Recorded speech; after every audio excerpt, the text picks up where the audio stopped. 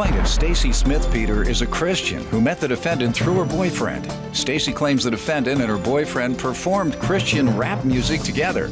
And a week after Stacy met him, he asked for a loan for his rap ministry. However, Stacy has yet to be repaid. Defendant Zachary Behrens owns a music business that specializes in Christian rap music, and he uses his business to help troubled youth. Zachary wanted to help Stacy's boyfriend because he is a talented artist, but he's been unable to repay the loan because his ministry has not taken off the ground just yet. Prove your case. I met Mr. Behrens through my boyfriend Ebenezer.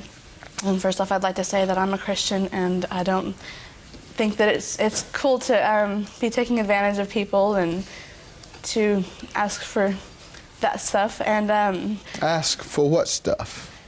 For the loan. Oh, okay. But yes, I met him through my boyfriend. They did Christian rap music together, and he claims he's the CEO of the ministry, which it was just him and my boyfriend Ebenezer. And then he called me about a week later after meeting him and asking me for a loan. And so just me being a good person and him saying he needed it for the ministry. How long had you known him? For a week. You had known him 1 week and he told you he needed money for a ministry. Yes. And what did he say he needed the money to do for the ministry? He said he needed to pay the loan for his sound equipment and okay. I guess the loan, or it was to pay off the sound equipment. You sure it wasn't? I mean, most ministries, when you go to church, they don't ask you to loan the money. They want that money as a donation. Yeah, it was not a donation. We were very clear on how it was not a donation. And so is that what you do to the other ministries when you go? When the pastor passed the plate, you tell them this is a loan now. I'm gonna need that back. No, with that would be tithing. So you make offering to the ministry. Yeah. But this was not a loan, it was strictly, right. or it was not a donation, sorry.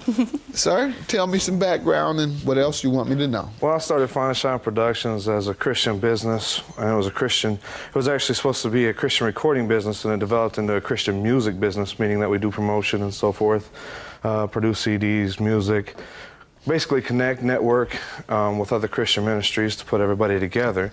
Well, do music. Yeah. Okay. Now, music, I'm going to ruin a very close relationship right now.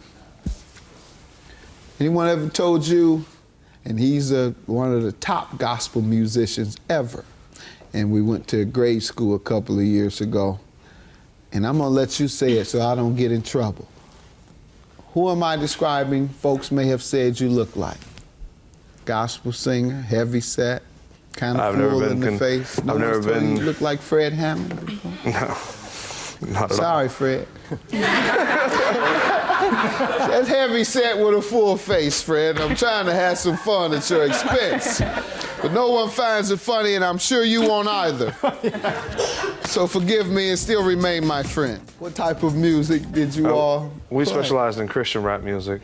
Get to the urban... Christian rap? Yeah, get to the urban communities, try to pull youth off the streets, put them in the church, let them see what kind of life they can live through God. Okay, good. How long have you done that? We've been, this will be our 3rd year coming up in January. Good. Do you all do big arenas and stuff? We haven't done anything really big yet. All right, well, you're not as big as Fred Hammond, my good buddy. He does big arenas around the country. He's like the #1 male gospel artist. He and Donnie McClurkin and a couple other of my buddies who I better remember, else they'll get mad with me too.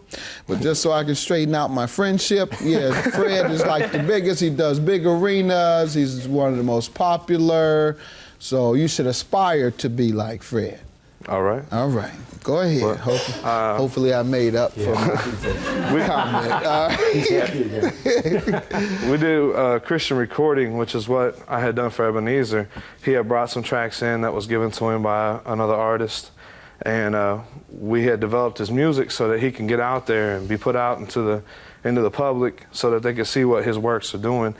He's a very good artist, very good Christian rap artist, and I wanted to promote him. I wanted to help him out.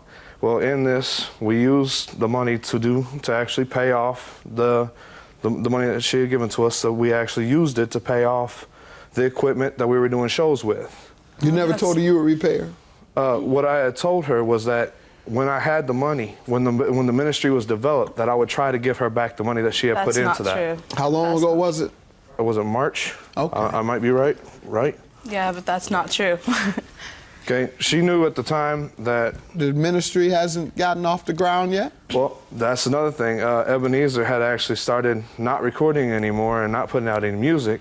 He was focusing on trying to get his own place. During that time, I had moved him in. Sir, when did you expect to pay this woman? Because you're about to give me 3 or 4 stories. So I'm going to stop you at the first one. When did you expect to pay this woman? Well, when it developed, and I didn't know that... Since you can't tell me when you might have expected, you can't tell this woman, I'll pay your money back when it develops, and it never develops, or it takes 3 years to develop. Some artists, it takes a decade or so to develop their career and become successful. You can't tell this woman you'll just pay her when you become successful. No, sir. You have to pay this woman within a reasonable amount of time. If there is no date set, has he given you a dime? No, he hasn't, and the reasoning for it, he said he'd pay me back when he got a job, because at the time he did not have a job. Has he gotten a job? He did have one. I don't know about now. Did you get a job since? I had started a job 2 months ago. Okay. 1 month of that well, was you definitely not being paid for. Then. I thought you were going to tell me you never got a job. Then you wouldn't have gotten a judgment.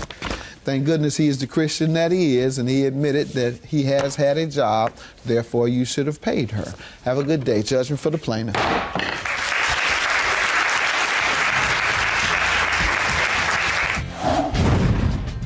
Hi, Judge Mathis. My name is Lolita, and I have a question for you. If my ex is denying that he's the father of my children, do I need a DNA test done before I can go after him for child support?